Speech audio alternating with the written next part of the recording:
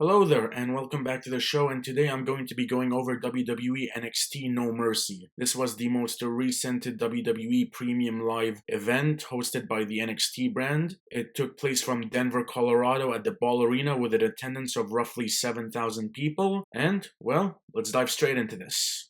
The show started off with the NXT Tag Team Championship match. Chase University, represented by Andre Chase and Ridge Holland, defending against Nathan Frazier and Axiom. So Chase University actually won the Tag Team Championships in mid-August. They beat Nathan Frazier and Axiom, and this is a rematch coming out of that. This, in my opinion, was the best match of the night. This was very good. I loved the dynamic here with Nathan Frazier and Axiom being the high-flying team and Chase University being a combination of power and technical ability, so I thought the dynamic of this worked really well. There was some impressive offense in this match. There was this moment where Andre Chase hit a beautiful Spanish fly, Ridge Holland delivered some power moves, there was a moment of miscommunication between Nathan Frazier and Axiom furthering their storyline. There was a lot of good stuff coming out of this match, and like I mentioned, to me this was match of the night. The finish of this match was great. Frazier and Axiom hit a double team move on Andre Chase. This was a combination Spanish fly into the Phoenix Splash, which was beautifully done. Nathan Frazier and Axiom regain the NXT Tag Team Championships. Post-match, Ridge Holland turned heel. He attacked Andre Chase and the rest of Chase University. He hit a DDT on Andre Chase on the announce table. We'll see where this story goes. I thought this match was a great open, best match of the night. I really enjoyed this match. This was very well done. We then move into Wesley versus Zachary Wentz. There was a really good promo package highlighting the history of these two guys as well as the history of Wesley over the last 2 years in a singles run in NXT. Zachary Wentz is the TNA X Division champion. This, to me, was the second best match of the night. There were some really cool spots in this match, some really nice high-flying offense. Both guys worked really well together. This match came together very nicely. At the end of the match, though, there was a spot where Zachary Wentz was laid out on the announce table and the announce table just broke on its own, so that was a hilarious botch. Wesley then went for the double stomp and then Trey Miguel came out causing a distraction. Zachary Wentz took advantage. He hit a UFO for the win. A TNA wrestler won a match on WWE pay-per-view. Never thought I'd see the day, but here we are. This was a pretty good match. To me, this was the second best match of the night. Both guys worked really well together, and this match was pretty good in my opinion. We then move into what was by far and away the worst match of the night, Kelani Jordan versus Wendy Choo for the NXT Women's North American Championship. I legitimately have no idea what Wendy Choo's character is supposed to be. It's like this insomniac zombie, I think. I legitimately have no idea what this character is trying to be. This gimmick is dead on arrival. This is a horrible gimmick. Yeah, the crowd was silent for the majority of this match. They barely came to life during this match. This was the quietest they were all night. Kelani Jordan wins with a moonsault. Yeah, nothing really much to say on top of that. This was the worst match of the night in my opinion. This was very boring, very dull. This did nothing for me. Post-match, Tatum Paxley came out and she choked out Wendy Choo. I don't really care. And, well, moving on. For the NXT North American Championship, Oba Femi versus Tony D'Angelo. Oba Femi has produced some great matches on major events this year. He is going to be a megastar in WWE. Tony D'Angelo. This man plays his character to perfection. He's done such a great job, and I feel like NXT doesn't really know what to do with him. He's hopped around from the Tag Team Championship to chasing the NXT Championship to winning the Heritage Cup to now chasing the North American Championship. He's just hopping around from title to title, and I feel like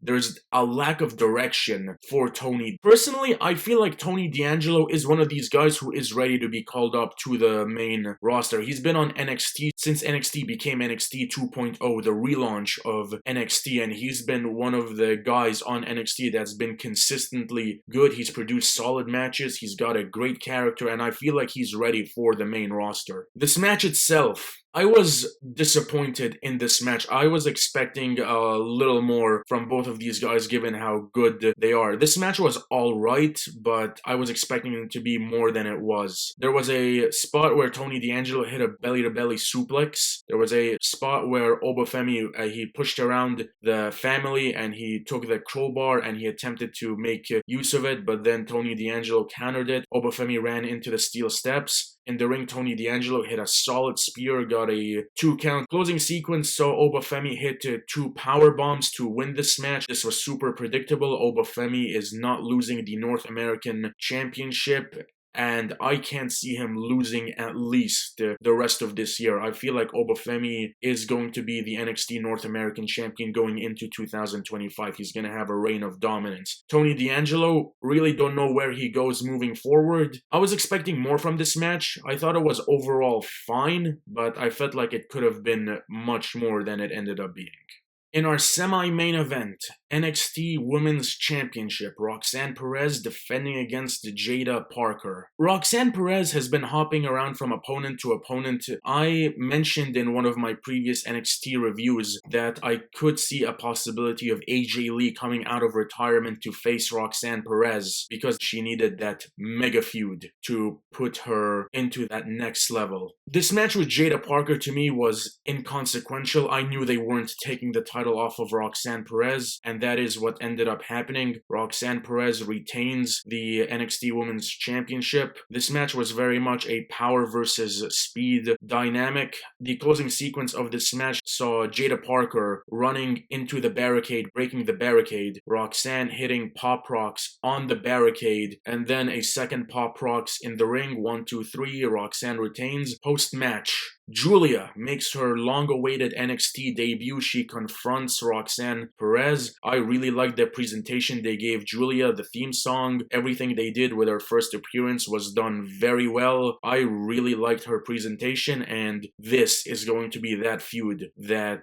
takes us to the next level of this NXT Women's Championship reign. I'm looking forward to where this goes. I'm very excited. The match between Perez and Parker was fine, but the debut of Julia and the future of the NXT Championship was the most important element of this match. Main event for the NXT Championship. Ethan Page defending against Joe Hendry with Trick Williams as the special guest referee. I called this in my review of NXT Heatwave, with the final frame being Joe Hendry, that Joe Hendry was going to challenge for the NXT Championship at the next NXT PLE, which was No Mercy. So I called this happening. Joe Hendry, one of the most over guys in professional wrestling for all of 2024. His theme song took the world by storm. I mentioned that the opening tag team match was the best match of the night. Joe Hendry's entrance was the best moment of the night. The crowd, the way they interacted, singing his theme song, the look on Hendry's face when he came out, you could see the emotion in his eyes. The best part of NXT No Mercy, in my opinion. Ethan Page came out, and this match proceeded. This match, in my opinion, was very serviceable, passable, not great or especially good. Serviceable seems like the best choice of word to describe this match. This match was perfectly fine. There was one moment, and this got me to laugh, where Ethan Page audibly called a spot for Joe to hit him with a clothesline, and the microphone caught him calling that spot, so that got a laugh out of me. Trick Williams, as the special guest referee, was very unbiased in this match. He didn't favor Ethan Page or Joe Hendry. The ending of this match, prior to the closing sequence, Joe Hendry hit a standing ovation, but Ethan Page's foot was under the bottom rope. Joe Hendry started arguing with Trick Williams. We got a ref bump.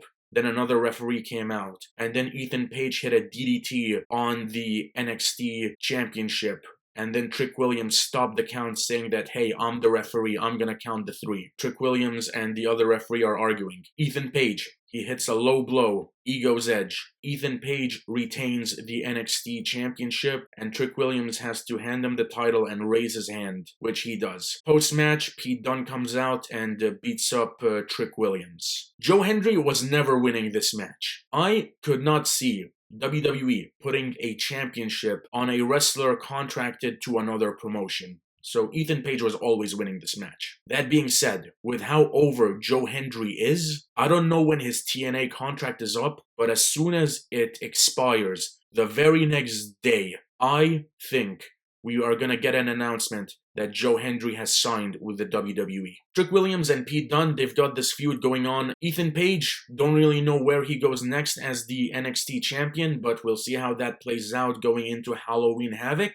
This match between Page and Hendry was fine. It was okay. And that was NXT No Mercy. Overall, I thought this was a pretty good wrestling show. The first two matches were very good. Joe Hendry's entrance was phenomenal, and we'll see where we go into Halloween Havoc. That is all for today. Thank you so much for watching. You can follow me on Instagram at Saeed_2000. Feel free to like and subscribe if you enjoyed this video, and I'll catch you on the next one. Till then, take care.